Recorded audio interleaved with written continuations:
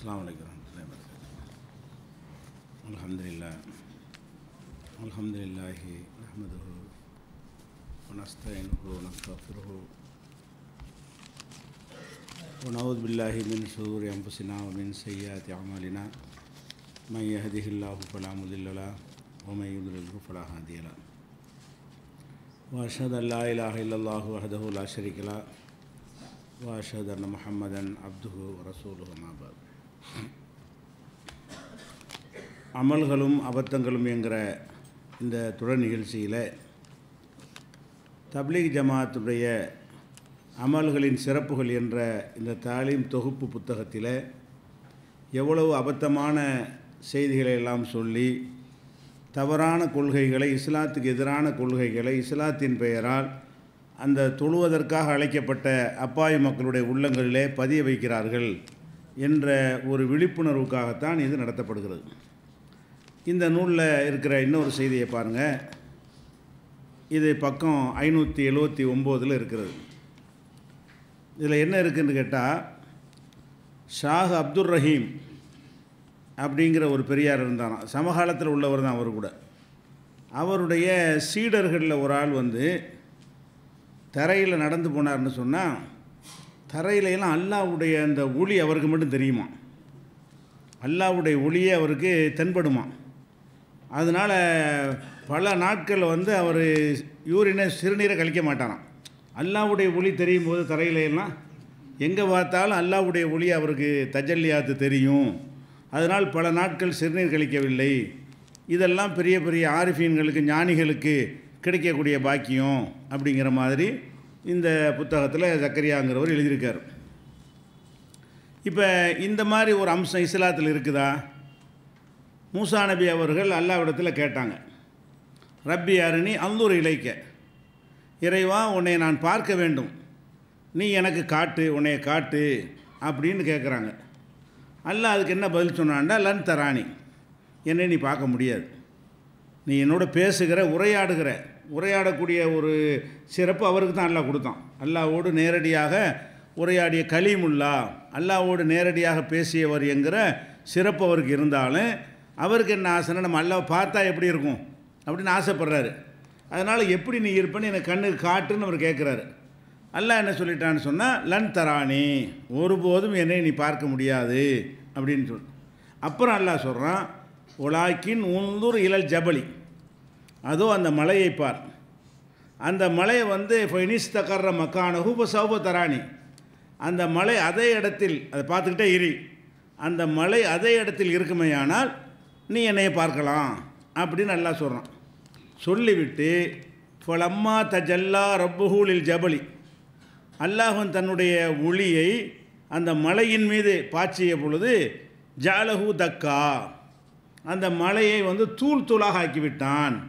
வஹர்ர மூசா சைகா, மூசா மூர்ச்சையாகி விழுந்து விட்டார் அப்படின்னு அல்லாஹ் சொல்கிறான். அப்போ அல்லாஹுவை பார்க்கவும் இயலாது. அல்லாஹ்வுடைய ஒளி ஒரு பொருளின் மீது பாய்ச்சப்படுமையானால் அது தூள் தூளாக நொறுங்கிடும், மழையாக இருந்தாலும். அதை பார்த்து மூசா நபி மயங்கி விழுந்துட்டாங்க. அப்போ அல்லாஹ்வுடைய அந்த ஒளியை கூட அவர் மீது அல்லாஹ் பாய்ச்சலை. அல்லாஹ் என்னையும் நீ பார்க்க முடியாதுன்னு சொல்லிட்டான், என்னுடைய ஒளியை ஒன்று பாய்ச்சி காட்டுறேன் பாரு, என்னுடைய பவர் எப்படின்னு உனக்கு தெரியும்னு சொல்லி ஒரு மலையை காட்டி, அந்த மலையை பார், கொஞ்ச நேரத்தில் அந்த மலைக்கு என்னுடைய காட்சியை, நான் என்னுடைய ஒளியை பாய்ச்சுவேன், அது என்ன ஆகுதுன்னு பாரு. அது தூள் தூளான ஒருங்கிருச்சு. அப்போ இந்த பெரியாருக்கு தரையிலெல்லாம் அந்த அல்லாஹ்வுடைய தஜல்லியாத்து போயிருந்தால் இந்த பூமி அன்னைக்கே செதறி போயிருக்கும். குறைஞ்சபட்சம் அவர் வாழ்ந்த ஊராவது என்ன செஞ்சுருக்கேன், அப்படி துண்டு துண்டாக செதறி போயிருக்கும், பூகம்பம் அந்த மாதிரி ஏதாவது ஏற்பட்டிருக்கும். அவர் நடக்கிற இடத்துலலாம் அல்லாஹ்வுடைய அந்த தஜல்லி, அல்லாஹ்வுடைய ஒளி அவருக்கு அது ஒரு மைக்ரோ செகண்ட் அவ்வளோதான் அல்லாஹ் காட்டினான், நொறுங்கி போச்சு. இவருக்கு இப்படி பல நாட்கள் இருந்திருக்கு. பூமியில் அல்லாஹ்வுடைய ஒளி இருந்துக்கிட்டே இருக்கிறது. ஒளி இருக்கும்போது எப்படி நம்ம சிறுநீர் கழிக்கிறது, மலைஜலம் கழிக்கிறது, அடக்கிக்கிட்டே இருந்தாராம். இந்த மாதிரி எல்லாம் மனுஷன் அதான் அல்லாஹ்வுடைய ஒளியை மதிக்கிற விதம். முதல்ல நீ ஒரு மார்க்க அறிஞர்னா இப்படி மார்க்கத்தில் இருக்குமா, எவனோ ஒருத்தன் பெரியார்னு சொல்லியிருந்தான்னா இது சாத்தியமா, இப்படி அல்லாஹ் ஒளி யாருக்கா காட்டுவானா? மூசா நபிக்கே மறுத்த ஒரு விஷயத்தை நபிமார்களுடைய தூசிக்கு பெறாதவர்களுக்கெல்லாம் அல்லாஹ் அதை செய்வானா? மறுமை நாளில் அல்லாஹ் பார்ப்போம். அல்லாஹ்வுடைய ஒளியை மறுமை இங்கே பார்க்கவும் முடியாது. மறுமையில் தான் அல்லாஹ்வையும் பார்ப்போம், அல்லாஹ்வுடைய இந்த தஜல்லியாத் ஒளியை பார்க்குற பவர் அப்போ தான் நமக்கு கிடைக்கும். இந்த உலகத்தில் இருக்கிற இந்த கண்ணை கொண்டு என்ன செய்ய முடியாது, அதை நமக்கும் பார்க்க முடியாது.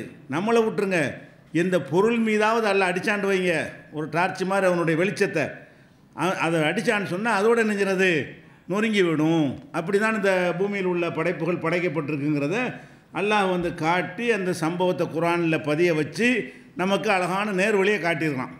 அல்லாஹ் பார்த்தேன்னு எவனா ஏமாத்திடக்கூடாது, அல்லாஹ்வுடைய ஒளியை பார்த்தேன்னு ஏமாத்திடக்கூடாது, அதன் மூலமாக நாங்கள் அல்லாஹ்வுக்கு நெருக்கமானவர்கள் என்று சொல்லி இந்த மத குருமார்கள் வந்து அல்லாஹ்வாயிடக்கூடாது அப்படிங்கிறதுக்காக வேண்டி ஒரு அழகான இந்த சம்பவத்தை எதுக்கு நமக்கு அல்லாஹ் சொல்கிறான். இனிமேல் எவனை ஏமாற்றக்கூடாதுங்கிறது தானே சொல்கிறான். சும்மா கதை சொல்லிட்டு போகிறதுக்கு அல்லாஹ் சொல்கிறான்.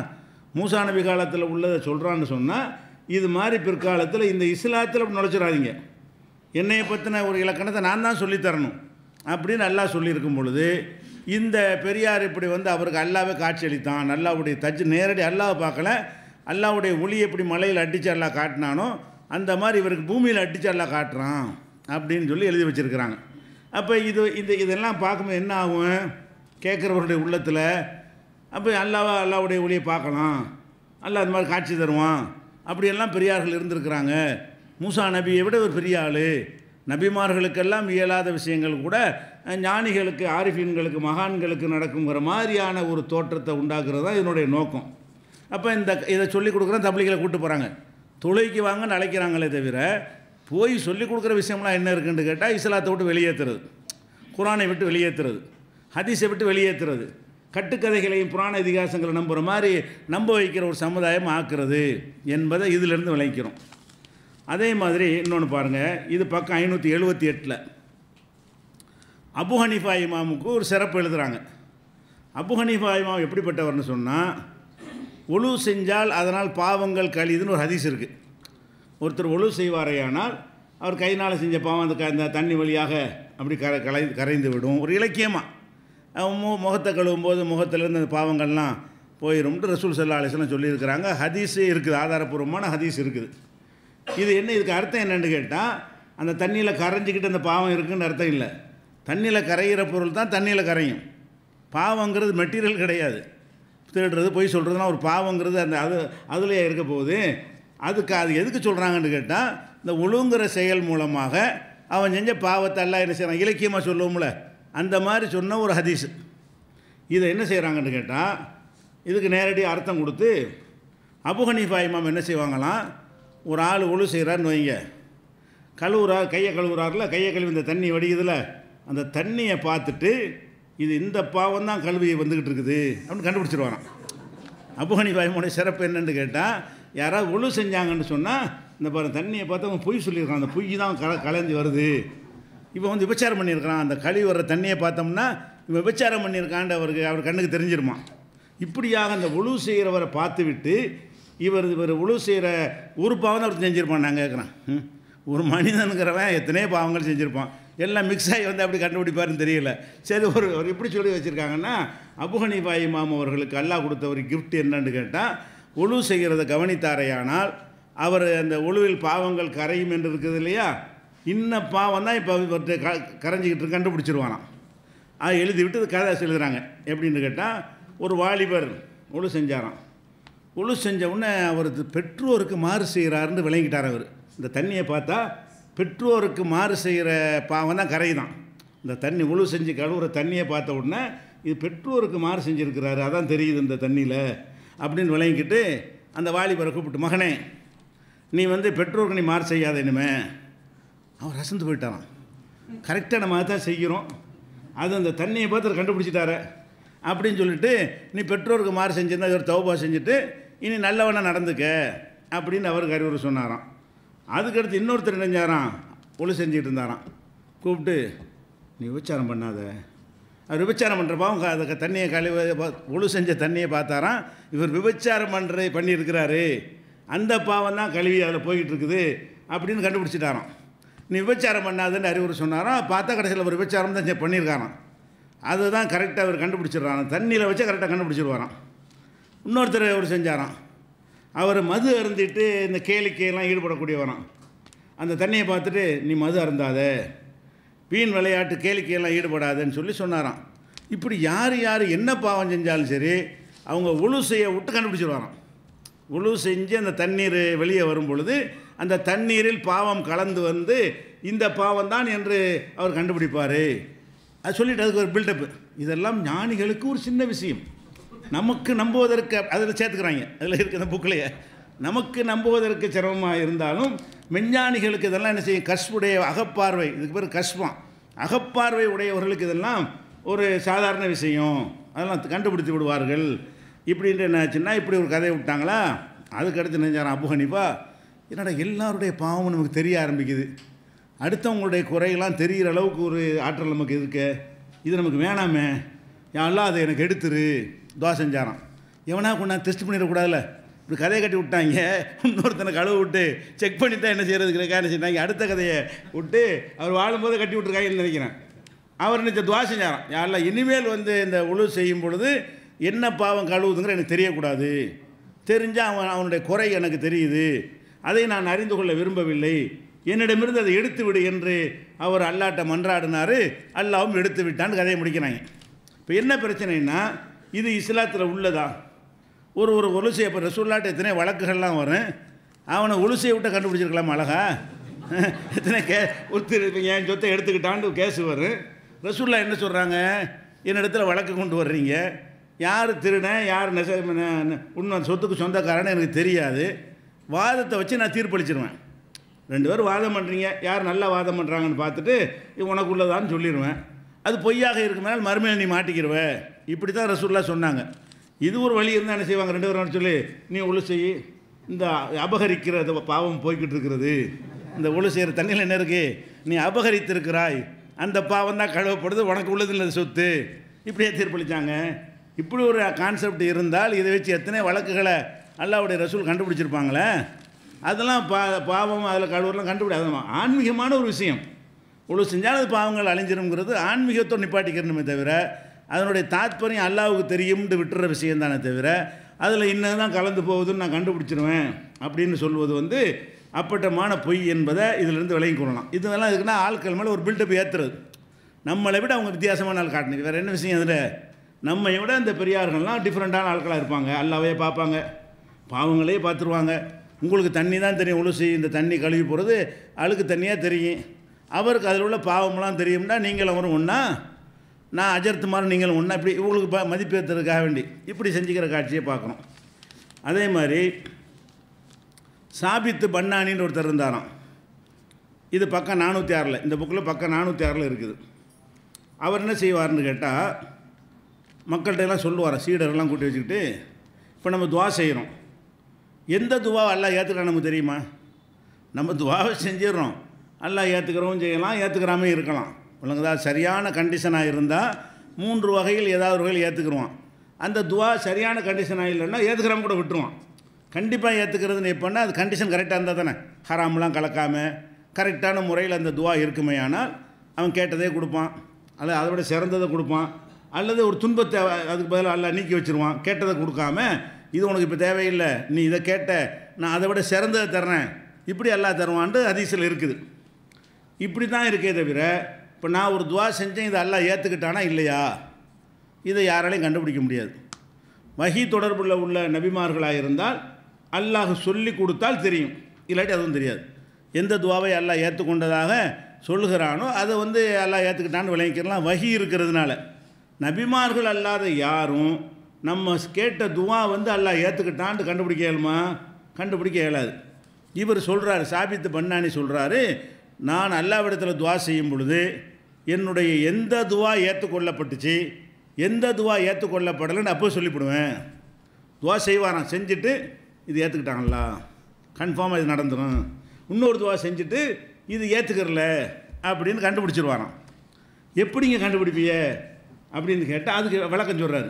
எப்படி விளக்கம் சொல்லுவார்னு கேட்டால், நான் துவா செய்யும் பொழுது என் உடல் வந்து அப்படி சிலிர்க்கும், இதயங்கள்லாம் துடிக்கும், இதயம் எல்லாருக்கும் தான் துடிக்கும், அது ஒரு பெரிய அடையாளமாக சொல்கிறார். வளர்க்குதான் அப்படி எழுதி வச்சுக்கிறாங்க, இதயமெல்லாம் துடிக்கும், கண்ணில் கண்ணீர் வரும்.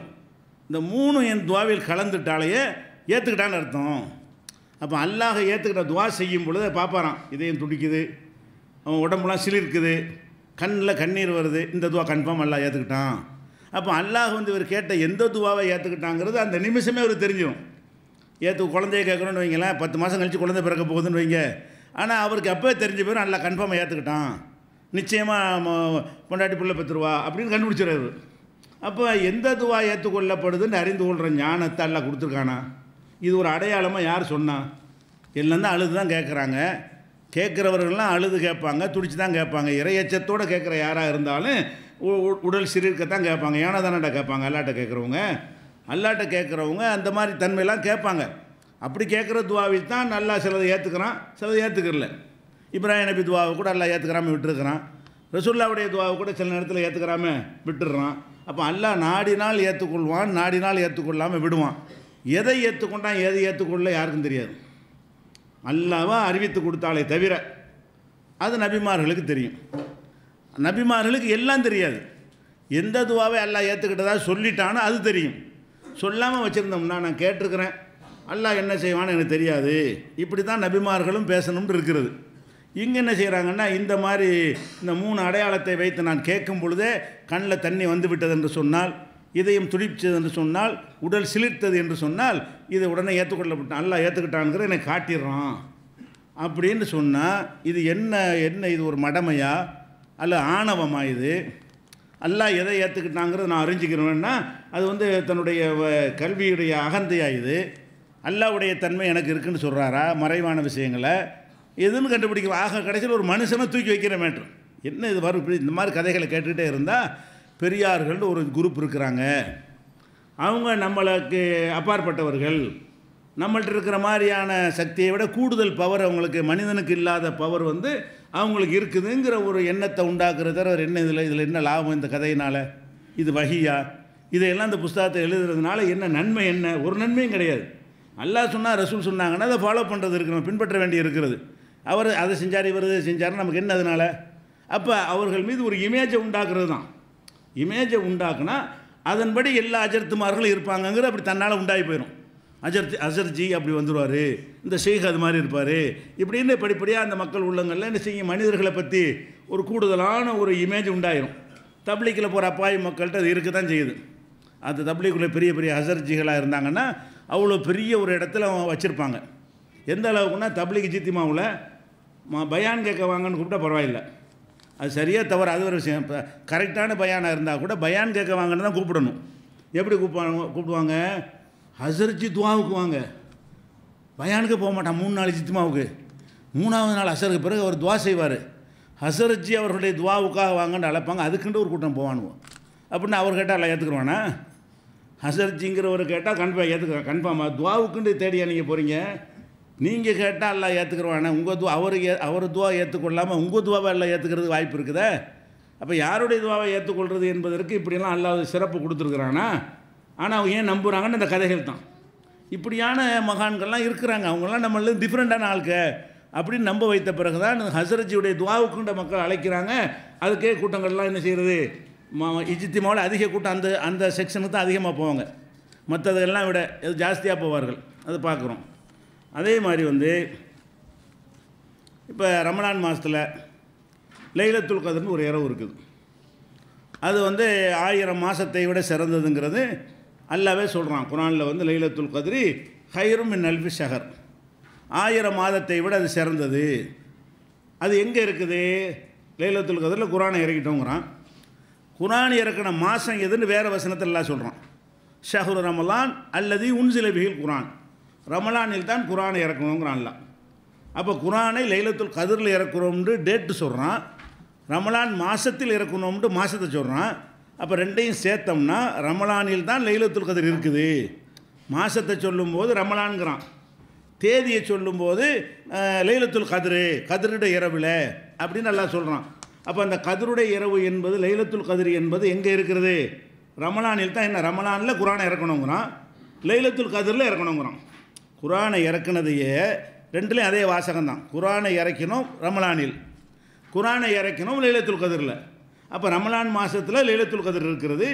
அதில் தான் குர்ஆன் இறக்கப்பட்டது. சாதாரணமாக இது குர்ஆன்லேருந்து தெரிஞ்சிருக்கக்கூடிய விஷயம். நபிகள் நாயகம் ஸல்லல்லாஹு அலைஹி வஸல்லம் சொல்லிட்டாங்க, இப்படி நீங்கள் தஹர்ரவு லைலத்துல் கத்ரி, லைலத்துல் கத்ர் நீங்கள் தேடுங்கள். கடைசி 10 நாளில், ரமலானில் வந்து முதல் 20 நாளை விட்டுட்டு 21லேருந்து நீங்கள் தேடுங்க. அதுலேயும் ஒத்தப்படையில் ஃபில் வித்திரி, ஒத்தப்படையில் தேடுங்கள். 21, 23 என்று தேடுங்கள். அது ஏதாவது ஒரு நாளில் அது இருக்கும். குறிப்பிட்டு சொன்னால் நம்ம 1-2 அமல் செஞ்சுருவோங்கிறதுக்காக வேண்டி ஒரு 10 நாளைக்காச்சும் நீ பாடுபடணும் அப்படிங்கிறதுக்காக வேண்டி எல்லாம் நினைஞ்சிருக்கிறான். அந்த 1000 மாதத்துக்கு நிகரானதை தருவதாக இருந்தால் நீ 10 நாளைக்காவது கொஞ்சம் மெனக்கட்டால் தான் அது உனக்கு தருவேன். அதுக்கு தான் ஏத்திகாஃப்லாம் இருந்து அந்த லைலத்துல் கத்ர் அடையும் போது நம்ம பள்ளிவாசலில் ஏத்திகாஃப் இருப்பவர்களாக இருக்கணும் அப்படிங்கிறலாம் அதுக்காக தான் உண்டாக்கப்பட்டிருக்கு. இதில் என்னென்னு கேட்டால், இதை கண்டுபிடிக்கிறதுக்கு இவ்வளோ கஷ்டமாக்கி வச்சுட்டு போயிருக்கான். ஏன்னா அந்த ரசூலுல்லாஹ் சொல்கிறத சொல்லிட்டு போயிருக்கலாம். சொல்ல வந்தேன் அல்லாஹ்ட்டும் தடுக்கப்பட்டுச்சு, மறக்கடிக்கப்பட்டுருச்சுன்னா அல்லாஹ் சொல்கிறது விரும்பலை. மறக்கடிக்கப்பட்டுச்சுன்னா என்னென்னு கேட்டால், குர்ஆன் இறங்கின தேதி தான் தெரியுமே. மறக்கடிக்கப்பட்டேன்னு அர்த்தம் என்னென்னு கேட்டால் சொல்லாதேன்ட்டான்ல. சொன்னீங்கன்னா அந்த டேட்டை மட்டும் வணங்கிட்டு இருப்பாங்க. சொல்லாமல் கொஞ்சம் ஒரு 10 நாள் போட்டு கொடு. ரமலான் பூலாம் இல்லாட்டா கூட ஒரு கடைசி 10 நாளில் என்ன செய்யட்டும், அந்த பாக்கியம் வேணும்னு சொன்னால் உழைக்கட்டும் அப்படின்ற பெரிய ஒரு பரிசு தர்றதுனால அல்லாஹ் வந்து அந்த 10 நாளைக்காவது செய்யுங்க. 10 நாளைக்கு இல்லாட்டில் 5 நாளைக்காச்சும் ஒன்று விட்டு ஒன்று 21, 23, 25, 27, 29 அப்படி பாடுபடுங்கன்னு மார்க்கத்தில் சொல்லப்பட்டுருச்சுங்க. இந்த பெரியார்லாம் என்ன பண்ணுறாங்கண்டா, லைலத்துல் கத்ரை ஒரு கஷ்டம் இல்லாமல் சிம்பிளாக கண்டுபிடிச்சிடுறாங்க. இன்றைக்கி தான் லைலத்துல் கத்ர். எப்படி கண்டுபிடிக்கிறாங்க? ரமலான் 27ல் அப்தத்திபுன் அபுல் பாபா, கேள்விப்படாத பேராக இருக்குது, அதில் போட்டிருக்காங்க இந்த பேரை. இது 289வது பக்கத்தில் இருக்கிறது. இவர் என்ன செஞ்சாராம், கடலில் போய் தண்ணியை குடித்து பார்ப்பாராம். என்னைக்கு கடல் தண்ணி இனிக்குதோ அது லைலத்துல் கத்ர். கடல் தண்ணி பார்த்தானே இருக்கு. ஒரு நாள் 27ல் போய் குடித்து பார்த்தாராம், சரியான இனிப்பாக இருந்துச்சான். அப்போ என்ன பண்ணிட்டார், மகரிபில் நம்ம போய் டெய்லி பார்க்க வேண்டியது. டெய்லி மகரிப் நேரத்தில் வாயில் வச்சிங்கன்னா இனிச்சிச்சுன்னா லைலத்துல் கத்ர். இதுக்கே போட்டு கஷ்டப்படுறீங்க 10 நாளைக்கு. ஏத்திக்கா பண்ணது ஒத்தப்படை இருக்குன்னு 10 நாளைக்கு பீச்சுக்கு போகிற மாதிரி போங்க, நோம்பு திறந்துட்டு வாயில் வச்சு பாருங்கள். இனிச்சா லைலத்துல் கத்ர். என்றைக்குமே இனிக்காது, அது ஒரு விஷயம். வணக்கதா, உங்கள் காலத்துக்கு உள்ள லைலத்துல் கிடைக்காது. எப்படி கிறுக்கு பயில இருந்திருக்கான்னு பாருங்கள். அப்போ இந்த பெரியார் 27 அன்னைக்கு கடல் நீரை சுவைத்து பார்த்து இனிப்பாக இருந்தது கண்டுபிடித்து அது லைலத்துல் கத்ர் 27 கண்டுபிடிச்சாராம். யார்? இந்த ஆள். இன்னும் அய்யூபி இப்னு ஹாலித் அவர் என்ன செஞ்சார்னு கேட்டால் 23ஆம் நாள் அவர் கண்டுபிடிச்சிருக்கார். அவர் குடிச்சு பார்த்தாராம். அவருக்கு ஒரு வருஷத்தில் 23ல் அது வரக்கூடிய நாள் தான். 23லையும் வரலாம், 27லையும் வரலாம் தான், ஒத்தப்பட தானே. 23 அன்னைக்கு வந்து குளிக்க போனாராம் கடலில். குளிப்பு கடமையாகிடுச்சான். அன்றைக்கி 23ல் இறங்கி குளித்தா பயங்கர இனிப்பாக இருக்கான் கடல் தண்ணி. அதை வச்சு லைலத்துல் கத்ர்னு கண்டுபிடிச்சிட்டாங்களாம். இது பக்கம் 289 ரெண்டுமே அதில் தான் இருக்குது. அப்போ லைலத்துல் கத்ர் என்பதை கண்டுபிடிக்கிறது ஒரு வழியாக. கடல் இனிக்கும்னு இருக்குதா? இனிக்குமா? அப்படி இனிச்சா எவனாச்சும் அதை கண்டுபிடிச்சிருக்க மாட்டான். இதுவரைக்கும் சொன்னானே யாராச்சும்? லைலத்துல் கத்ரில் இனிக்கிறதுக்கிற ஒரு விஷயமா இருந்தால் இந்த கடல் நீரை குடிநீராக்கிற பஞ்சாயத்தை வராது. அந்த ஒரு நாள் அடிச்சிட வேண்டியானே. அந்த நாளில் பார்த்து போர் பெரிய பம்பு செட்டை வச்சு என்ன செஞ்சிடலாம், அனைத்து ஏரிகளையும் நிறச்சிடலாமே. அன்றைக்கி தான் இனிக்குமே. இனிப்பாக இருக்கும்போதே மாற்றிட வேண்டியானே, கடைச்சிட வேண்டியான தண்ணியை. அப்போ இதெல்லாம் வந்து மடமையும் புகுத்துறாங்க. இது மார்க்கத்தில் இப்போ இபாதத்தில் இப்படியா கண்டுபிடிக்கிறது? லைலத்துல் கத்ருங்கிறது எல்லாம் மறைச்சி வச்சு 5 நாளில் ஒன்று தேடப்பான்னு முடிச்சுட்டாண்டா அதில் விட்டுட்டு போடுறத தவிர இப்படியெல்லாம் கண்டுபிடிக்கலான்னு சொல்லுவதன் மூலமாக என்ன சொல்ல வர்றாங்க? குர்ஆன் ஹதீஸுக்கு முக்கியத்துவம் இல்லைன்னு சொல்ல வர்றாங்க. ரசூலுல்லாஹ் அவர் சொல்லிட்டு போகிறாங்க. நமக்கு என்னங்க, நமக்கு இப்படி வழி இருக்குங்க. அதான் அர்த்தத்துக்கு நீ ஒத்தப்பட ரெட்டப்படன்னு தேவையில்லாமல் கஷ்டப்பட்டு இருக்கிறீங்க. இந்த மாதிரி வழி நமக்கு இருக்குன்னா குர்ஆன் ஹதீஸுடைய முக்கியத்துவத்தை தூக்கி எரிஞ்சு யாருடைய கருத்தை வேணாலும் நீ ஏற்றுக்கிறனே அப்படிங்கிறதுக்கு தான் இது கொண்டு வர்றாங்க. அதே மாதிரி இப்போ லைலத்துல் கத்ர் வந்து அது ரமலானில் தான் இருக்குங்கிறது குர்ஆனில் உறுதியாகிடுச்சு. ரமலான் மாதத்தில் தான் லைலத்துல் கத்ர் இருக்குது. இப்போ இப்னுல் அரபின்னு ஒரு ஆள். இந்த இப்னுல் அரபியை பற்றி நம்ம இப்னுல் அரபிக்கு இவர் என்ன டைட்டில் கொடுக்குறாருன்னு கேட்டால், இந்த புக்கில் இப்னுல் அரபி சொன்னார்னாலும் பரவாயில்லைங்க, இவர் கொடுக்குற டைட்டில் என்னன்னா ஷெய்குல் ஆரிஃபீன் முஹித்தீன் இப்னுல் அரபி கூறுகிறார்கள் அப்படின்னு எழுதுறாதில்ல. ஷெய்குல் ஆரிஃபின்னா என்ன? ஞானிகளுக்கெல்லாம் தலைவர். ஆரிஃப்னா மெஞ்ஞானி, ஷேഖ்னா பெரிய தலைவர்.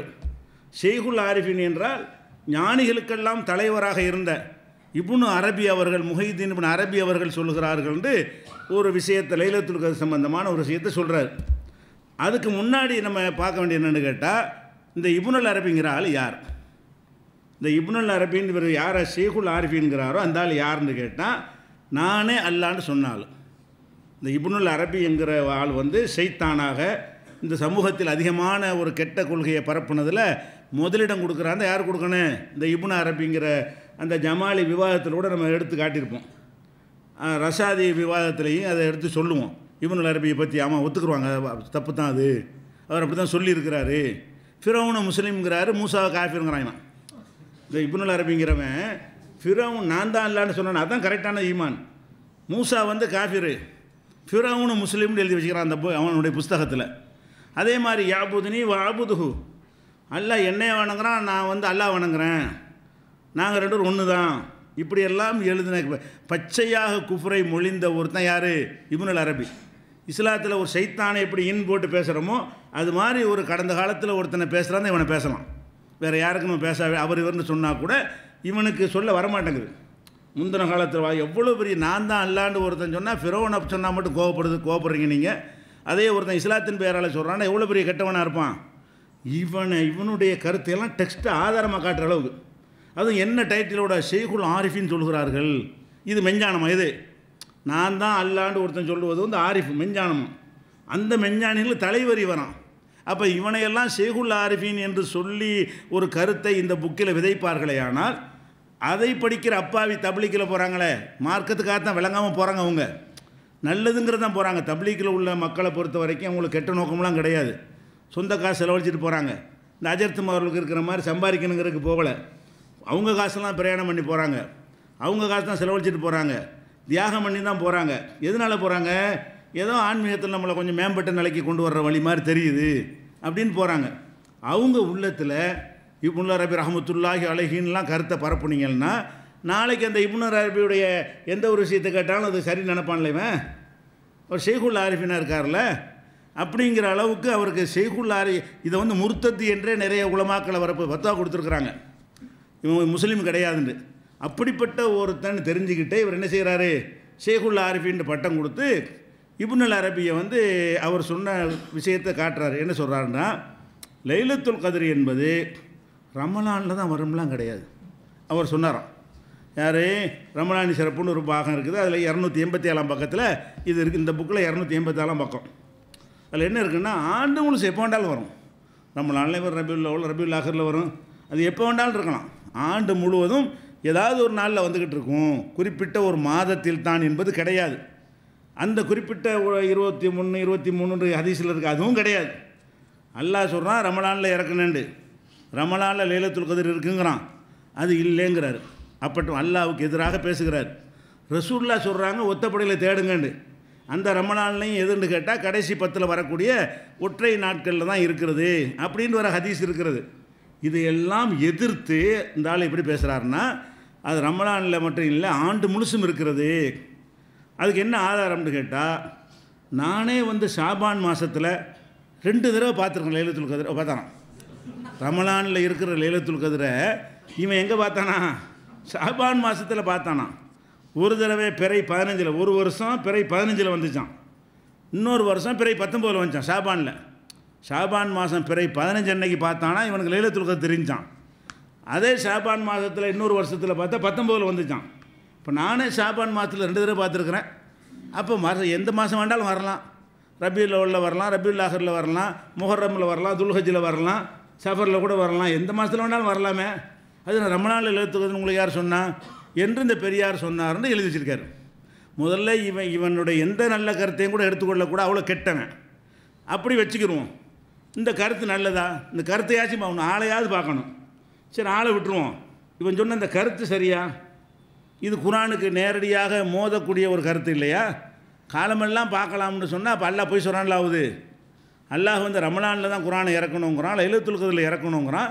அப்படின்னா ஒரு குறிப்பிட்ட மாதம் குறிப்பிட்ட நாள் என்பது தெளிவாகி விடுகிறது. இவன் ஷாபானில் பார்த்தோன்னா ஷாபானில் குரான் இறங்குனுச்சாப்ப, ரஜபில் பார்த்தோன்னா ரஜபில் குரான் இறங்குனுச்சா, சஃபரில் பார்த்தா சஃபரில் தான் குரான் இறங்க ஆரம்பிச்சிச்சா? அப்போ குரான் இறங்கினதோட தொடர்பு படுத்தி தான் லைலத்துல் கத்ர் எல்லாம் சொல்கிறான். இந்த சிறப்பு அதுக்கு தான். இந்த லைலத்துல் கத்ருக்கு சிறப்பு வந்தது எதனால? 1000 மாதத்துக்கு மேலே எதுக்கு வருது? குர்ஆனை இறக்குவதற்கு அதை அல்லாஹ் தேர்ந்தெடுத்து கொண்டான். எத்தனை நாட்கள் இருக்கும் பொழுது அந்த ஒரு நாளை அல்லாஹ் தேர்வு செஞ்சதுனால தான் அது 1000 மாதத்துக்கு மேலே உள்ள ஒரு நாள்னு சிறப்பே கிடைக்கிறது. அப்போ குர்ஆன் இறங்குனதை வைத்துத்தான் அந்த லைலத்துல் கத்ரே வருதே தவிர நம்மளா இஷ்டத்துக்கு ஏதோ ஒரு பொருள் மாதிரி பார்க்குறான். லைலத்துல் கத்ர் பார்க்குறான். இவர் லைலத்துல் கத்ருங்கிற பார்க்குற பொருளா? இறங்குன இரவை நினைவு கூறுவது, அந்த இரவை நினைவு கூர்ந்து அல்லாஹ்வை வணங்குறது. இவர் என்ன செய்கிறாருன்னா, நான் 2 தடவை ஷாபானில் பார்த்துருக்குறேன், 15 ஒரு வருஷம் பார்த்துருக்கேன், 19 வருஷம் பார்த்துருக்கேன் என்று மகான் ஷேகுல் ஆரிஃபின் இப்னு அரபி ரஹ்மத்துல்லாஹி அலைஹி அவர்கள் சொன்னார்கள்னா, இந்த புஸ்தக ஆசிரியருடைய கருத்து என்ன? இதன் மூலம் சொல்ல வர்ற மெசேஜ் என்ன? லைலத்துல் கத்ர் என்கிற ஒரு விஷயத்தை முடிவு செய்வதற்கு அல்லாஹ்வுடைய கருத்தை நீ ஏற்றுக்கிறாதீங்க, அதெல்லாம் ஒன்றும் கிடையாது. அல்லாஹ்வோட சிறந்த கருத்தை இவர் சொல்லுவார். பார்த்தே இருக்கிறாரே, அல்லாஹ் பொய்யாவளோ ஆக்கிட்டான். இப்போ இவர் பார்க்கலான்னு படி சொல்லலை, நான் பார்த்துருக்குறேங்கிற லைலத்துல் கத்ர் பார்த்துட்டேங்கிறாரு ஷாபான் மாதத்தில். அப்போ ஷாபானில் குர்ஆன் இறங்கிருச்சுன்றாரு. ஷாபானில் பார்த்தா ஷாபானில் தான் குர்ஆன் அல்லாஹ் இறக்கிட்டாண்டு ஆகுது. அப்போ ரமணானில் இறக்குனா நல்லா சொல்ல பொய். அப்போ அல்லாஹ்வுடைய கலாமை பொய்யாக்குகிற ஒரு கருத்தை ஒருத்தன் சொல்லியிருக்கிறான்னா, ஒரு கிறுக்கு பைய அப்படி சொல்லியிருக்கிறான்னு விமர்சிக்கிறத விட்டுட்டு அந்த கருத்தையும் ஒரு பெரிய சிறந்த கருத்து மாதிரி போட்டு அவருக்கு ஷேகுல் ஆரிஃபின் பட்டமும் கொடுக்குறதா இருந்தால் இந்த நூலாசிரியரோட நோக்கம் என்ன? குர்ஆன் இஸ்லாம் அப்புறப்படுத்த ஒரு சதி அதில் இருக்குன்னு வழங்குதா இல்லையா? தாடி ஜிப்பா தலப்பான் இஸ்லாமிய கோலத்தில் இருந்து கொண்டு மக்களை இஸ்லாத்திலிருந்து அப்புறப்படுத்துவது, அடிப்படை கொள்கையிலிருந்து அவங்களை வெளியேற்றுவது, அப்படி ஆகிவிடுவார்கள். இந்த மாதிரி இந்த தப்லீகில் போனார்களே ஆனால் இதுதான் வேதம் என்ற ஆக்கியாச்சு அவங்களுக்கு. இதைத்தான் படித்து ஆகணும். ஒவ்வொரு நாளும் இந்த தாலீம் அமல்களின் சிறப்புங்கிற இந்த புஸ்தகத்தான் படித்தாக வேண்டும். இந்த கருத்தை திருப்பி திருப்பி பலர், நம்ம கூட எல்லாத்தையும் திருப்பி திருப்பி படிக்க மாட்டோம். தௌஹீத் ஜமாத் எவ்வளோ புஸ்தகங்கள் போட்டிருக்கிறோம், டெய்லி படிச்சுட்டு இருப்பீங்களா நீங்கள்? இதையே ரவுண்டு படிச்சுட்டே இருப்பாங்க. நான் 40 நாள் போனாட்டா 20 தடவை படிச்சிடுவாங்க இந்த மொத்த புஸ்தகத்தையும். அவ்வளவு ரிப்பீட்டாக திருப்பி திருப்பி உள்ளத்தில் உட்கார வச்சா அது என்ன கருத்தை உண்டாக்கும்? இதெல்லாம் மார்க்கம், குர்ஆன் எல்லாம் மார்க்கம் கிடையாது. பெரியார்கள் சொன்னது கேட்டுட்டு போகணுன்னு உண்டாக்கிடும். அதை பார்க்குறோம். அதே மாதிரி ஷாஹு வலியுல்லா, அந்த மனுஷன் நல்ல மனுஷன். தௌஹீதுக்காக இந்தியாவில் அதிகமாக உழைச்ச ஒரு அறிஞரில் அவர் ஒரு ஆள் ஷாஹு வலியுல்லாங்கிறவர். டெல்லிக்காரர், தேகலவிம்பாங்க. அவர் பேரில் இட்டு கட்டியிருக்காங்க. அவர் சொல்லியிருக்க மாட்டார். அவர் பேரில் நினைஞ்சிருக்காங்கன்னா, ஷாஹு வலியுல்லா அவர்கள் 2 தடவை வருஷத்துக்கு லைலத்துல் கத்ர் வருது, வருஷத்துக்கு எத்தனை தடவை வருது? 2 தடவை வருதுன்னு சொல்லி அவர் சொல்லியிருக்காருங்கிறாங்க. இதெல்லாம் குர்ஆனை எதிர்க்கிறதா இல்லையா? அப்படி ஷாவலில்லாவை சொல்லியிருக்க மாட்டார். சொன்னால் கூட அந்த நல்ல மனுஷன்ட்ட கூட தவறு வரும்னு போயிட வேண்டியதானே? ஷாவலில்லா சொல்லியிருந்தா கூட என்று அவர் மார்க்கத்துக்கு விரோதமாக சொல்லிவிட்டார், குர்ஆனுக்கு மாற்றமாக சொல்லிவிட்டார்னு அந்த கமாண்டு போட்டு தான் அதை எழுத முடியுமே தவிர, இதை ஒரு மார்க்கத்தின் கருத்தாக எழுதுவதாக இருந்தால் என்ன ஆகும்? அப்போ குர்ஆன் ஹதீஸ்லேருந்து நம்ம எதிர்த்து போகிற மாதிரி வரும். அதுக்கு எந்த ஒரு முக்கியத்துவம் இல்லாமல் ஆக்குற மாதிரி அதை வர்றதை பார்க்குறோம். இது ஒரு கட்டுக்கதைகள். இந்த எல்லாமே இந்த புஸ்தகம் முழுசு எடுத்துக்கிட்டிங்கன்னா எல்லாம் பெரியார் மகானு அப்படிங்கிறது. அதுபோக இவங்க நோக்கம் என்னங்கிறத ஒரு இடத்துல அவரை விளக்கிடுறார். என்ன விளக்குறாருன்னு கேட்டால், நீங்கள் ஒரு முழுமையான ஒரு மூமின் ஆகுறதா இருந்தால் குர்ஆன் ஹதீஸ் அதெல்லாம் சரிப்பட்டு வராது. ஒரு ஷேக், பெரிய ஷேக்கை பிடிக்கணும், அவரிடத்தில் நீங்கள் பையத் வாங்கிடணும். அந்த காமிலான முழுமையான பரிபூர்ணமான ஷேக்கிட்ட நீங்கள் உங்களை ஒப்படைப்பதன் மூலமாகவே தவிர நீங்கள் ஆன்மீக நிலை அடைய முடியாதுன்னு சொல்லி ஓப்பனாக எழுதிப்புறார். மறைச்சி இப்படி பெரியார்கள் சொல்லிக்கிட்டு வந்தவர் பக்கம் 349 பச்சையாக சொல்கிறார். அந்த வாசகத்தை அப்படி வாசிக்கிறேன். ஷேக்கிடத்தில் இறந்த மனிதனை போல் நீ ஆகிவிடு.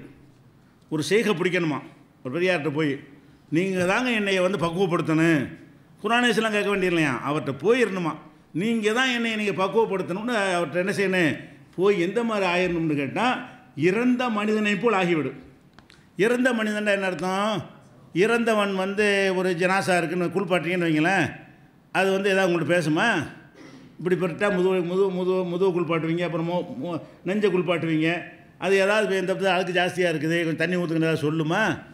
அப்போ அந்த இறந்தவன் எப்படி குளிப்பாட்டுறவன் கையில் இருப்பானோ அந்த மாதிரி ஷேக்கிட்ட போயிடணும். போன மாதிரி இருக்குன்னா என்ன அர்த்தம்? இறந்தவனை போல் ஆகுன்னு சொன்னால் எந்த கேள்வியும் கேட்கக்கூடாது. அவர் என்ன சொல்கிறாரோ மார்க்கத்தில் அல்லாஹ் குர்ஆனு கூட இப்படி சொல்லலை. குர்ஆனுக்கு அல்லாஹ் என்ன சொல்கிறான்? அல்லதீன இதா துக்கிரு பி ஆயாத்தி ரப்பிஹிம் லம் யஹிர்ரு அலைஹா சும்மன் உம்யானா. அல்லாஹ்வுடைய வசனங்களை வைத்து அவர்களுக்கு எச்சரிக்கப்பட்டாலும் குருடர்களாக விழமாட்டார்கள், செவிடர்களாக விழமாட்டார்கள் அல்லாஹ் சொல்கிறான். குர்ஆனை சொன்னால் கூட மூடி ஆட்டக்கூடாது. அந்த கருத்து இருக்குதா, அதில் தான் நல்லா சொன்னானா என்று சிந்தித்து பார்த்து நீங்கள் ஏற்றுக்கொள்ளுங்கள்னு குர்ஆனுக்கு அல்லாஹ் சொல்லி காட்டுறான். ரசூலுல்லாஹ் என்ன சொல்லிட்டாங்க, நான் சொன்னதை தடை செஞ்சதை நீங்கள் அப்படி தவிர்த்து கொள்ளுங்கள், கட்டளையிட்டேன் என்று சொன்னால் இயன்றதை செய்யுங்க அப்படிங்கிற அளவுக்கு ரசூல் ஸல்லல்லாஹு அலைஹி வஸல்லம் அவங்களும் சொல்லியிருக்கும் பொழுது இவங்க என்ன செய்கிறாங்க, கேள்வி கேட்க பணமாய்க்க ஒரு பெரியார்கிட்ட போய் நீங்கள் இறந்த போன ஜனாசாவை நீங்கள் ஆயிடணும், அப்படி ஒப்படைச்சிடணும். அப்போ ஜனாசானா என்ன செய்யணும்னு கேட்டால் அதுக்குன்னு எந்த ஒரு கருத்துமே இருக்காது. ஜனாசா எதிர்த்து கேட்காது, சந்தேகம் கேட்காது, கேள்வி கேட்காது. அந்த ஒரு நிலையில் உங்களை ஒப்படைத்து விட வேண்டும், கேள்விலாம் கேட்காம. அதுக்கப்புறம் அவர் தான் விரும்பியபடி உன்னை பயன்படுத்தி கொள்ளட்டும், அந்த ஷேக்கிடத்தில் ஒப்படைச்சிருன்னு அவர் விரும்பியபடி உன்னை பயன்படுத்துறதுக்கு விட்டுடணும். என்ன பிடிச்சி அங்கே போயிட்டு வானா போகணும், போகாதன்னா போகக்கூடாது, நில்லுண்டா நிற்கணும், உட்காரனா உட்காரணும். அந்த மாதிரி உன்னை ஒப்படைத்து கொள்ள வேண்டும் ஒரு ஷேக்கிடத்தில். அது மாதிரி அவரிடம் உத்தரவுகளை உடனே நிறைவேற்றி விடு. ஒரு பெரியாரை பிடிச்சிக்க, அவர்கிட்ட போய் பணமாக போய் இருந்துக்க, அவர்கிட்ட எந்த உத்தரவு போட்டாலும் உடனே நிறைவேற்ற. அல்லாஹ்வுடைய உத்தரவு கூட அப்படி இல்லை, இயன்றா செய்யுங்கிறான். நோன்பு ரமலான் வந்துருச்சுன்னா பிரயாணத்துலேருந்து வேறு நாளில் வச்சுக்கங்கிறான், நோயாளியாக இருந்தால் வேறு நாள். அல்லாஹ் கூட அப்படி சொல்லலை. அல்லாஹ் கூட என்ன செய்யறான், இயன்றா செய்யுங்கிறான். மாதவிடாய் இருந்தால் வேறு நாளில் வச்சுக்கிறோங்க. இப்படி சொல்லக்கூடிய ஒரு மார்க்கத்தில் இவனை எங்கே கொண்டே வைக்கப்படுதுன்னா அப்படி நிறைவேற்றணும். ஷேக்கு சொல்லிட்டாருன்னு சொன்னால் அப்படியே நிறைவேற்றி விடு. அவர் தடுப்பதை விட்டும் அப்படியே விலகிக்கொள். அவர் உத்தரவு போட்டால் உடனே செய்ய வேணாண்டார்னு சொன்னால் செய்யாத. எதை இது இபாதத்து விஷயத்துக்கு மட்டுமல்ல, எதுவாக இருந்தாலும் தொழில் செய்யும்படி அவர் கூறினால் தொழில் செய். அவர் என்ன செய்வார், நீ போய் கடை வை, நீ போய் சைக்கிள் கடை வை, நீ இரும்பு கடை வை, இரும்பு கடை வைக்கணும். உனக்கு இரும்பு கடை சூட் ஆகாது, அதை விட்டுட்டு என்ன செய்ய, நீ காய்கறி கடை வைன்னா காய்கறி கடை வச்சிடணும். எல்லாத்துக்கும் அவர் எப்படி அந்த பணமாயிடுறோம்ல, அது எந்த கேள்வி ஏன்னு கேட்க இயலாது. இவன் இந்த ஷேக்குங்கிறவங்க அவங்க சோத்துக்கு அடுத்தவர்கிட்ட வாங்கி திங்கிற ஆளுக்கு தான் ஷேக்குன்னு இருக்கிறாங்க. ஷேக்குன்னு சொல்கிறவன் இதுக்கெல்லாம் வழிகாட்டக்கூடிய விற்பனராக இருக்கிறான். அவனுக்கு தொழிலை பற்றி என்ன தெரியும், அவன் ஓசியாக உழைக்காமல் சாப்பிட்றவனை தான் ஷேக்குங்கிறாங்க. அவர் என்ன சொல்கிறாரோ அதை தொழில் வரைக்கும் சொல்கிறாங்க. எப்படி, அதாவது தொழில் செய்யும்படி அவர் கூறினால் தொழில் செய், அவர் உட்காரும்படி கூறினால் உட்கார்வாயாக. எனவே அல்லாஹ்வின் தொடர்பை உண்டாக்க ஷேக காமில் எனும் பரிபூர்ண குருவை தேட முயற்சிப்பாயாக. ஷேக காமில்னா பரிபூர்ணமான குரு, பரிபூர்ணமான குருன்னு இருக்கிறாங்க மார்க்கத்தில். அவங்கள பிடிச்சி தான் நீங்கள் நேர்வழி அடைய முடியுமே தவிர குரானில் உள்ளபடி நடந்து ரசூலுல்லாஹ் சொன்ன அதெல்லாம் முடியாது. அதான் அர்த்தம். அதுக்கு அல்லாஹ் வழிகாட்டுறதுக்கு அழகான வேதத்தை கையில் தந்துட்டான். ரசூல் வாழ்ந்து காட்டிட்டு போயிட்டாங்க. அதுக்கு மேலே வழிகாட்டுறதுக்கு எதுவும் மிச்சமே இல்லை. எல்லாத்துக்குமே வழிகாட்டுதல் இருக்கிறது. அந்த ரெண்டையும் பிடித்து கொண்டால் வழி தவற மாட்டீர்கள்னு ரசூல் ஸல்லல்லாஹு அலைஹி வஸல்லம் சொல்லிட்டு போயிட்டாங்க. அப்படியான ஒரு வழியை கையில் வச்சுருக்கும் போது இவங்க என்ன சொல்கிறான்னா, ஒரு பெரியாரை பிடி, அவரை தெய்வம் மாதிரி வச்சுக்க, அவர்கிட்ட உன்னை அப்படி முழுசாக ஒப்படைச்சிரு, எது சொன்னாலும் கேளு, அதுதான் உனக்கு பரிபூர்ணமான வெற்றிக்கு வழின்னு சொன்னால் அதுக்கு தான் இந்த இதெல்லாம் எது இந்த பில்டப் கொடுக்குறது, பாவத்தை பார்ப்பாங்கிறதெல்லாம் செய்கிறதுக்குல இந்த மாதிரி தனிப்பட்ட ஒரு படைப்பு அவர்களுக்கு முதல்ல இப்படியான ஒரு தன்மை இருக்கா? அவர் செய்கின்ற ஒருத்தன் இருக்கிறானா? அவர்கள் ஒரு பெரிய நல்லடியார்னு வைத்துக்கொள்வோமே, 5 வேளையும் தொழுவார், தஹஜ்ஜத் விட மாட்டார், தான தர்மம் செய்வார், தஸ்பீ அப்படியே வச்சுக்கிடுவோம். எல்லாமே கரெக்டாக இருந்தால் அவர் அடுத்தவருக்கு வழிகாட்டிட முடியுமா? அப்போ நபிமார்கள் அவங்க பிள்ளைகளுக்கு வழிகாட்ட முடியல. அது ஏன் இவன்கிட்ட போய் ஒப்படைக்கிறாருந்தா? நூஹு நபி அவர் மனைவிக்கு சொன்னார், கேட்கலையே. அல்லாஹ் குர்ஆனில் சொல்கிறானே, நூஹு நபி அவங்க மனைவிக்கு போதனை செஞ்சாங்க. அந்த மனைவி நரகத்தின் கொல்லிக்கட்டையாக போயிட்டதாக அல்லாஹ் குர்ஆனில் சொல்லி காட்டுறான்.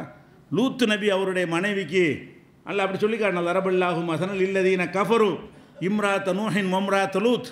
லூத்துடைய மனைவியையும் நூஹுடைய மனைவியையும் கெட்டவர்களுக்கு காஃபிர்களுக்கு முன்மாதிரியாக அல்லாஹ் எடுத்து காட்டுகிறான். கானத்தா தகுத்த அபுதைனி மின் இபாதினா சாலிகைனி, சாலிகான நல்லடியார்களுக்கு மனைவியராக இருந்தார்கள். இப்போ கானத்தாகுமா துரோகம் செய்தார்கள். ஃபலம் யுகுனியா அன்ஹுமா மினல்லாஹி செய்யா, இந்த 2 நபியும் பொண்டாட்டி மகளை காப்பாற்ற முடியவில்லை. இப்போ கீழதுகுலன்னார மாத்தாகிலேன், நரகத்திற்கு போங்கள் என்று முடிவு செய்யப்பட்டு விட்டதுங்கிறான் அல்லாஹ். யாருக்கு நரகம்? நூஹு நபியுடைய மனைவிக்கு நரகம், லூத்து நபியுடைய மனைவிக்கு நரகம். மனைவியை விட யார் அதிகமாக சொல்லக்கூடிய வாய்ப்பு யாருக்காக இருக்குமா? ஒரு மனிதன் யாருக்கு அதிகமான சொல்ல வாய்ப்பு கிடைக்கும்? மனைவிக்கு தான் அதிகமான வாய்ப்பு கிடைக்கும். அப்போ அந்த நபிமார்கள் மனைவிமார்களுக்கு சொல்லாமல் இருந்திருப்பாங்க? நபிமார்களாக நீங்கள் நாங்கள் சொல்லாமல் இருந்தால் கூட நபிமார்கள் அப்படி இருந்திருப்பாங்களா? நபிமார்கள் வந்து முதல்ல குடும்பத்திலிருந்து ஆரம்பித்து அல்லாஹ் கட்டளையிடுறான். வான்தீர் அஷீரத்தக்கள் அக்ரபீன், நெருங்கிய உறவினர்களுக்கு எச்சரிக்கை பண்ணு, அது அல்லாஹ்வுடைய கட்டளையை. அப்போ அவர் மனைவிமார் சொல்லியிருக்காருன்னு விளங்குது, சொல்லி இருந்தும் அவங்க ஏற்றுக்கலன்னு விளங்குது. அப்போ நல்லடியாராக இருந்தால் கூட அவர் போய் சொல்வது அங்கே சேருமா? அந்த பவர் யாருக்கும் எல்லாம் கொடுக்கல. நாடியவர்களுக்கு எல்லாம் என்ன செய்கிறான்? நேர்வழி காட்டுகிறான். இவங்களாவது எதிர்த்து நின்றாருன்னு வச்சுருங்க, சப்போர்ட்டாக இருந்த ஒரு ஆள் கூட ரசூலுல்லாஹ்க்கு நேர்வழி காட்ட முடியலை. ரசூல் ஸல்லல்லாஹு அலைஹி வஸல்லம் பெரிய வாப்பா இருக்கார் அபூ தாலிப், அவர் யார்? எல்லா வகையிலும் ரசூலுல்லாஹ்வுக்கு உறுதுணையாக நின்றவர், சின்ன பிள்ளையில் எடுத்து வளர்த்தவர். அவங்க பாட்டனார் இறந்தவொன்னே அப்துல் முத்தலிப் பாட்டனார் மூத்தா போன பிறகு அவர் தான் எடுத்து ரசூலுல்லாஹ்வுக்கு எல்லாத்தையும் கற்றுக் கொடுத்தவர், கல்யாணம் பண்ணி வச்சவர், வியாபாரத்தை சொல்லி கொடுத்தவர், அவர் தான் வளர்த்து ஆளாக்கினவர். இந்த இறை தூதர் என்று பிரச்சாரம் செய்யும் பொழுது அவர் இருக்கிற வரைக்கும் அவன் கை வைக்கலை ரசூலுல்லாஹ் மேலே. அபூ தாலிபுக்கு பயந்துக்கிட்டு அவர் சமூகத்தில் அந்தஸ்து பெற்றவராக இருந்தார். அவர் இருக்கிற வரைக்கும் என்ன செய்யலை, ரசூலுல்லாஹ் மேலே யாரும் அவங்களுடைய தோழர்களை தான் போட்டு அடித்தாங்களே தவிர ரசூலுல்லாஹ் மேலே கை வைக்கிறதுக்கு பயந்தாங்க. அபூ தாலிப் இருக்கார். அப்போ அவர் தன்னுடைய பலத்தையும் செல்வாக்கையும் ரசூலுல்லாஹ் மேலே கை வைக்காமல் தடுத்தவர். ரொம்ப ரசூலுல்லாஹ் மேலே ஒரு பிரியம் உள்ளவர். அல்லாஹ்வுடைய ரசூலை ஏற்றுக்கிறல, ஆனால் ரசூல் ஸல்லல்லாஹு அலைஹி வஸல்லம் மீது என்ன செய்கிறாரு? தம்பி மகன் என்கிற வகையில் பிரியம் வச்சுருந்தார். அதை தூக்கி வளர்த்தார், எல்லா வகையான உதவியும் செஞ்சவர். அவருடைய மரண வேலை வருகிறது, சக்ராத் ஹால் வந்துடுது. ரசூலுல்லாஹ் பார்க்க போகிறாங்க. போனால் அந்த பக்கம் ரசூலுல்லாஹ் உட்காந்துருக்காங்க, அந்த பக்கம் அபூ ஜஹல் உட்காந்துருக்கான். அபூ ஜஹல் எதிரி, அந்த இஸ்லாத்தின் எதிரி அந்த பக்கம் இருக்கான். அப்போ ரசூலுல்லாஹ் என்ன செய்கிறாங்க? போய் தந்தையே, நீங்கள் வந்து நான் ஒரு கலிமாவை உங்களுக்கு சொல்லித்தர்றேன், அதை நீங்கள் சொல்லிட்டீங்கன்னா அதை வச்சு நான் அல்லாட்ட உங்களுக்காக நான் பேசுவேன், அதை ஏற்றுக்கலான்னு என்னால் பேச முடியாது அப்படின்னு சொல்லி இந்த லா இலாஹ இல்லல்லாஹ்ங்கிற கலிமாவை நீங்கள் ஏற்றுக்கொண்டீர்களே ஆனால் உங்களுக்காக நான் அல்லாட்ட வந்து பேசுவேங்கிறாங்க. அவர் சொல்லி முடித்தவொடனே அந்த பக்கம் அவன் உட்காந்துக்கிட்ட, அபூ ஜஹல் நீ சொல்லிடாத, உன் அப்பா அப்துல் முத்தலிப் மார்க்கத்தை விட்டுறாத, உன் பாட்ட மார்க்கத்தை விட்டுறாத, அவங்களாம் என்ன மார்க்கத்தில் இருந்தாங்களோ அது இந்த மாதிரி புது மார்க்கத்தில் போய் செத்து போயிடாதுன்னு அவன் சொல்ல. ரசூலுல்லாஹ் இப்படி சொல்ல, அவன் அப்படி சொல்ல, மாறி மாறி ரசூல் ஸல்லல்லாஹு அலைஹி வஸல்லம் இந்த பக்கம் நீ இஸ்லாத்தை ஏற்றுக்கன்னு சொல்கிறாங்க, அவன் அந்த பக்கம் ஏற்றுக்கிறாதேங்கிறான். ரெண்டையும் எங்கள் டக்குன்னு கேட்குறாரு. கேட்டு தடுமாறிட்டு போய் கடைசியில் என்ன ஆச்சுன்னா, நான் எங்கள் அப்பன் பாட்டன் வழியில் மூத்தா போகிறேன்னு போயிட்டார். அப்போ அல்லாஹ்வுடைய ரசூல் போய் பெரிய தகப்பனாருக்கு அவ்வளவு ஒரு ஆசையோடவும் அக்கறையோடவும் அவர்லாம் ஒரு சொர்க்கவாசியான நல்லா இருக்குமே என்ற ஒரு எதிர்பார்ப்போடவும் சொன்னாங்களே, எடுத்துச்சா? அவ்வளோ கவலைப்படுறாங்க. கவலைப்பட்டு நான் அதுக்குன்னு ஒரு வசனத்தை இறக்குறான், இன்னக்கலா தஹதி மன் அஹ்பப்த, நீ நினச்ச ஆளுக்கு நேர்வழி காட்ட இயலாது, உலாக்கின் அல்லாஹ் யஹதி மய்யஷா, அல்லாஹ்வாகிய நான் நாடினால் நேர்வழி காட்டுவேன். உங்கள் பெரிய அப்பனா நேர்வழி காட்டுவீங்களா? நீங்கள் யாரையெல்லாம் விரும்புகிறீங்களோ அவங்களுக்கு நேர்வழி காட்டிடுவீங்களா? நான் நாடியவர்களுக்கு நேர்வழி காட்டுவேன், நான் அதை வந்து உங்கள் கையில் தரலன்ட்டான்ல. இதுக்கு பிறகு தான் ரசூல் அமைதி அடைகிறாங்க. இவ்வளோ சொல்லி கேட்கல, இவ்வளோ சொல்லி கேட்கலையே. அப்போ அல்லாஹ்வுடைய ரசூலுக்கே பெரிய வாப்பாவுக்கு எடுத்து சொல்லி கேட்க முடியல, கேட்க மாட்டேன்ட்டார். இவன் என்ன செய்யணுமா? ஷேக்கிட்ட போனால் அப்படியே நம்மளை பக்குவப்படுத்திடுவாராம், நம்மள்ட்ட தவறுகள் வராமல் கண்காணிப்பாராம், முழு மனுஷனை நம்மளை மாற்றிடுவாராம். நீ செய்குன்னு சொல்வதே ஃப்ராடு, எங்களை எப்படி நீ மாற்றுவ? இல்லை அப்படி ஒரு இருந்தால் தானே முதல்ல நீ மனிதத்தன்மைக்கு அப்பாற்பட்டு பக்குவப்படுத்துகிறான்னு சொல்கிறிய, அதுவே ஃப்ராடு. இந்த ஷேகுன்னு பண்ணக்கூடியவர்கள்ட்ட என்ன நீங்கள் இஸ்லாம் சொல்லக்கூடிய தன்மைகள் நீங்கள் பார்த்தீங்க? இந்த ஷேக காமில்ங்கிறாங்கள, இஸ்லாமுடைய தன்மை என்னன்னு கேட்டால் கஷ்டப்படுறது. ரசூல்லாட்டே வந்து நபி ஆகிட்டு வர்றாங்கல்ல, கவலைப்படுறாங்கல்ல, பதறி போய் என்னை போத்துங்கன்னு சொல்லி மனைவிட்டு சொல்கிறாங்கல்ல, அப்போ ஹதீஜா நாய் என்ன சொல்லுவாங்க? உங்களை லா யுஹ்ஸிகல்லாஹு அபதா, அல்லாஹ் உங்களை இழிவுபடுத்தவே மாட்டான். அவங்க நபி ஆகிட்டமா இல்லையான்னு அவங்களுக்கு சந்தேகம். பதறி போய் என்ன நடந்துச்சிங்க, இப்படி யாரோ வர்றாரு, கட்டி பிடிக்கிறாரு, எக்கிறங்கிறாரு, ஒன்றும் புரியலையேன்னு சொல்லி முதல் வகை வந்தவுடனே அப்போ தடுமாறும்போது ஹதீஜா நாய் என்ன விளக்கம் சொல்கிறாங்க? உங்களை எல்லாம் கைவிட மாட்டான். ஏன்னு கேட்டால் தஹமீலுல் கல்ல, அடுத்தவங்க சிரமத்தை நீங்கள் சுமந்துக்கிறீங்க. தக்சிபுல் மாதூமே, இல்லாத ஆளுக்காக நீங்கள் உழைக்கிறீங்க. துழைனுதல் ஹாஜத்தி, தேவை உள்ளவங்களுக்குலாம் உதவி செய்கிறீங்க. யார் கேட்டாலும் அள்ளி அள்ளி கொடுத்துட்ருக்குறீங்க. அடுத்த ஆள் கஷ்டம்னா நீங்கள் போய் சுமந்துக்கிறீங்க. ஒருத்தர் நடக்க முடியாமல் தான் நீங்கள் கூட பிடிச்சி கைத்தறியை பிடிச்சி கூட்டி கொண்டு விட்டு வர்றீங்க. உங்களை எப்படி எல்லாம் கைவிடுவான் அப்படிங்கிறாங்க. இது மாதிரி வந்துட்டு பார்த்துருக்கலாம் ஷேகுமார்கள்ட்ட. இந்த மாதிரிலாம் எந்த ஷேகாச்சும் ஒரு சுனாமியில் வந்து உதவுனான்னு ஒரு ஷேகை காட்டுங்க பார்ப்போம். வாங்கத்தானங்க செய்கிறான். ஷேகு செய்யுங்கிறீங்க, பக்குவங்கிறீங்க. மனிதர்களுக்கு தொண்டாற்ற வேண்டும்னு விளங்காதவன் ஷேகா, உட்காந்து தஸ்பீ உருட்டுறவன் ஷேகான்றான். அவன் தொழுவுறதை தாடியை ஜிப்பா போட்டு ஷேகுங்கிறானே, அவன்கிட்ட வந்து மக்களுக்கு தொண்டு செய்கிற எந்த தன்மையும் நம்ம பார்த்துருக்குறோம்? சாதாரண மக்கள்கிட்ட இந்த வெள்ளம் வந்துச்சு, நம்ம போய் என்ன பாடுபட்ட மக்கள்லாம் போய் நின்றாங்க, உசுரை கொடுத்து நினைஞ்சாங்க, அந்த சாக்கடை அவ்வளோ பெரிய தொண்டாட்டினாங்களா இல்லையா? இதை யார் செய்யணும்? அல்லாவுக்கு நெருக்கமானவர் முதல்ல செய்யணுமா இல்லையா? நீ ஷேக்கு தானே, நீ பக்குவப்பட்ட ஆள் தானே, இப்படிப்பட்ட எவனாச்சும் வந்தானா வெள்ளை சட்டையில் அழுகுப்படக்கூடாது. இப்படியாக இருக்கக்கூடியவர்கள் வந்து ஷேகா? இதெல்லாம் வந்து பொய். இப்படியான தன்மை முதல்ல கிடையாது. இவர்கள்ட்ட எந்த நல்ல காரியமும் கிடையாது.